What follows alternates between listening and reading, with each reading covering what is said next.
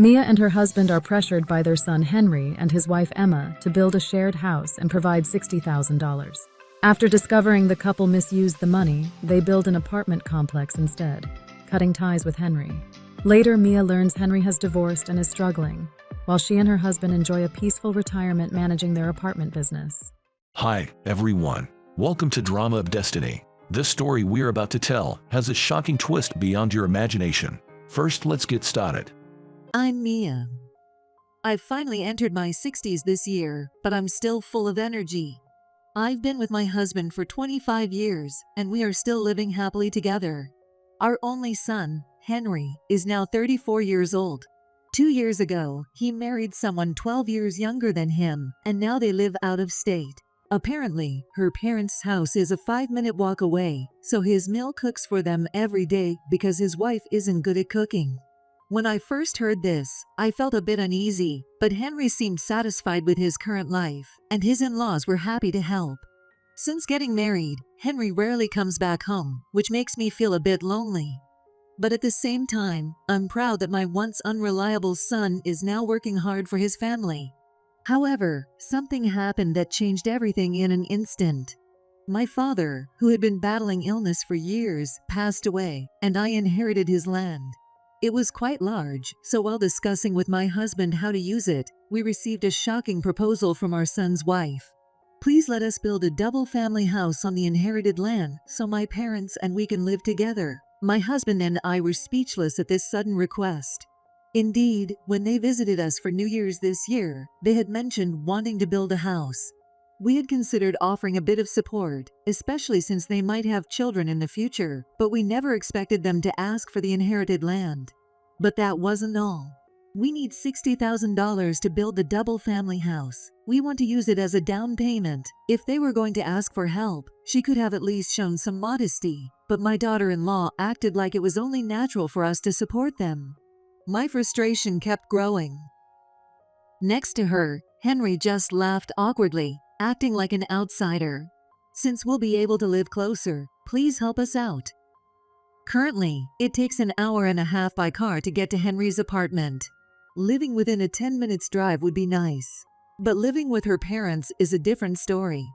We wouldn't be able to visit anytime we want, and we'd have to be mindful of their presence. Yet my daughter-in-law acted as if we should be grateful to them.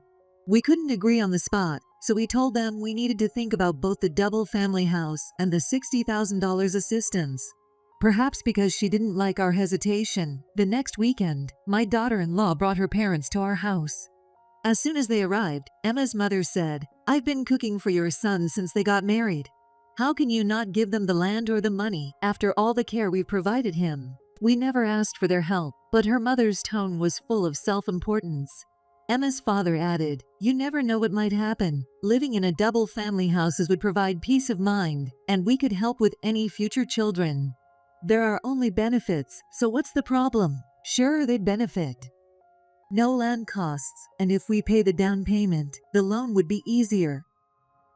They'd be able to rush over if anything happens, and see their grandkids every day."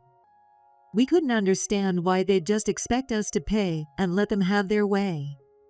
Anyway, we're building the houses, so please take care of the rest. With that, my daughter-in-law left. My husband and I were left speechless by their arrogance and felt dazed. After that, we were bombarded with phone calls demanding the assistance. My husband, finally fed up, told Henry that we wouldn't give them the land or the money. "But I'm worried about you guys too, and this is the only way we can live nearby. Please do as Emma and her parents say. Consider my position too." Henry was completely under his wife's influence. Ignoring our stance, he even started looking for a home construction company. A shoe closet and a walk-in closet were must-haves. The living room had to be spacious with high ceilings, and the kitchen was packed with features requested by her mother. The plans for the outrageous double-family house even included a study for Emma's father and a rooftop, which made me feel dizzy. "This is our dream home, so please give us the land and the financial assistance quickly." I looked at my husband, astonished at Emma's boldness. We could have strongly refused at that moment. However, Henry said something completely unexpected that further confused us. "How long are you going to drag this out? Hurry up. If you keep stalling, I'll cut ties with you. Henry, who only listened to his wife and in-laws, was no longer on our side. I felt a deep emptiness, greater than when he first left home, as if my precious son was now a stranger. With this incident, we decided to accept providing the financial assistance. The happiest person, of course, was Emma. First, transfer $10,000 to the construction company. We'll manage the remaining $50,000, so give us the cash. I withdrew the total $60,000 from our account as requested. Emma, who had rarely visited us before, cheerfully came to collect the $50,000 in cash. In exchange for the money, Emma handed me various documents related to the double family house. Take these to the construction company and make sure to transfer the money. Emma left quickly after speaking. Later, I found some issues with the documents, so I went to Henry's apartment, but he wasn't there. I also went to her parents' house, but they were also away. A neighbor informed me that Henry, Emma, and her parents had left for a 7-night, 9-day trip to Europe. They mentioned receiving some extra money and promised to bring back souvenirs, the neighbor said, looking pleased. It was probably, no, definitely, the $50,000 in cash I had given Emma before, claiming it was for the house down payment. The thought that most of the money they demanded was just a splurge made me feel sick. When I told my husband, he was also visibly shocked. Being disregarded even by our son Henry, we didn't know how to fill the gaping hole in our hearts. But we couldn't stand being taken advantage of any longer, so we decided to take action. My husband felt the same way, and we immediately went to the construction company. We were going to cancel the double family house projects. As we arrived, someone casually greeted my husband outside the company. It turned out to be an important person at the construction company. He was an old classmate of my husband from elementary school. Alex and my husband were old friends. They reminisced about old times before we got to the main topic. After explaining the situation, Alex listened seriously and nodded several times. And then he said, "Since the final contract hasn't been signed yet, there's no need to worry. Moreover, the land and money belong to you, so you should use them as you see fit." My husband and I were surprisingly convinced by this suggestion. That's right, the land and money are ours.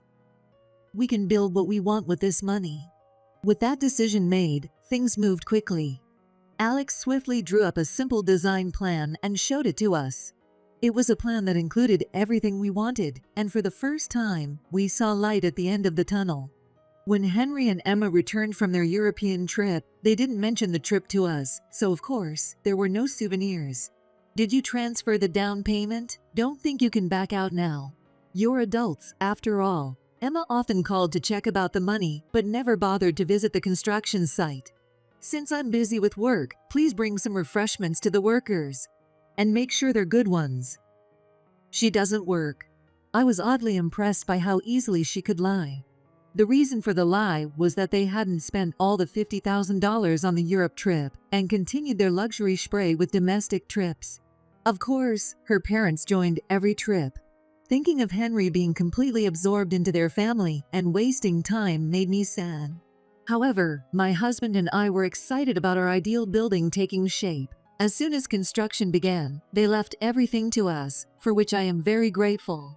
A few months later, instead of a double family houses, what was completed was an 8-unit apartment building. Yes, we canceled the double family house contracts and had a studio apartment building constructed for rental purposes. Of course, we covered all the costs. When Henry, Emma, and her parents saw the building for the first time, they were speechless. "What is this? Where's the double family house?" Emma was shaking with anger. Her parents were furious as well. "Why is it a studio apartment? We can't live here as a family. Do you think you can get away with this? This is insane." I hit them with the truth. The land is mine. The money is ours. What complaints could you possibly have? We are the ones full of questions here. And what about the $50,000 that was supposed to be for the house? How did you use it? I find that even more insane. Emma flinched. Feeling awkward, she nudged Henry forward.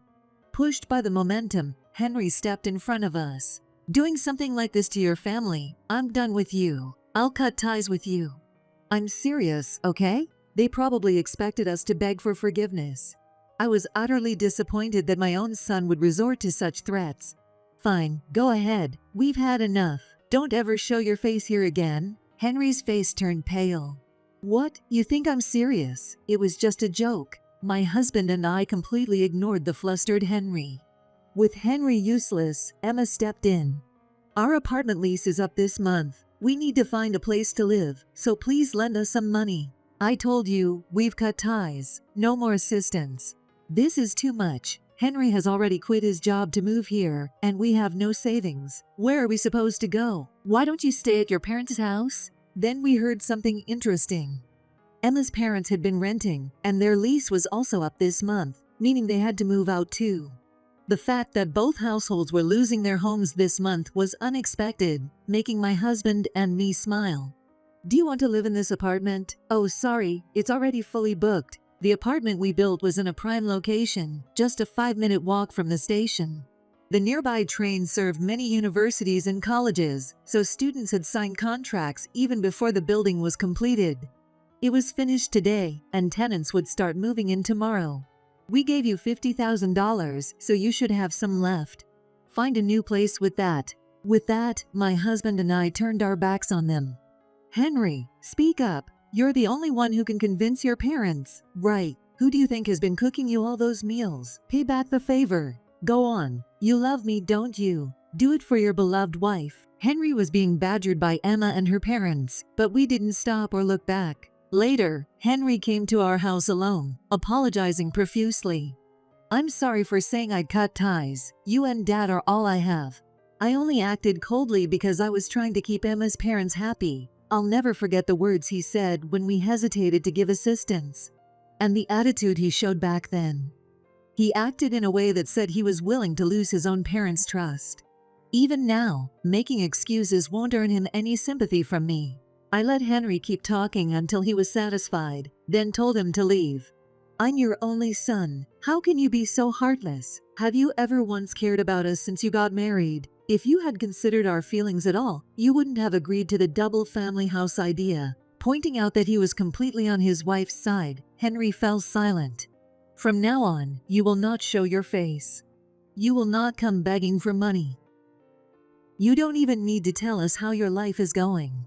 In short, you will not involve us in your life anymore. After I declared our separation, Henry left, shoulders slumped. 1 year later, the apartment business is going well. I'm already in a retirement mode, but my husband is so into the apartment management that he wants to keep going as long as we can. Henry hasn't contacted us since then.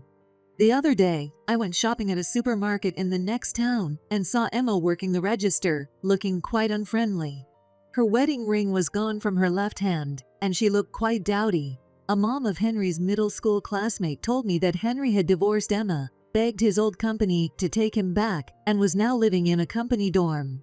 Apparently, Emma frequently demanded money from him after the divorce, but Henry finally snapped and stopped seeing her.